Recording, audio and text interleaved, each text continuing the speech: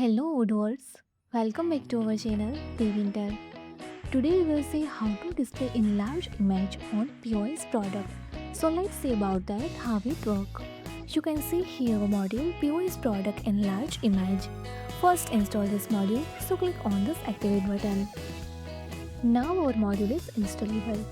First go to POS app and continue selling from any shop like a furniture shop, and see here when hover on any product then display here this enlarged image icon.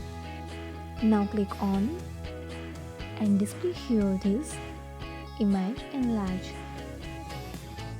Also provided here option, then click on, then display here high resolution and easily add to cart this.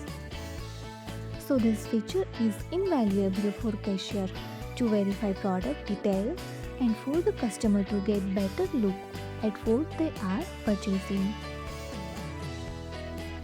If you found this helpful, do it like, share and subscribe. Thanks for watching this video.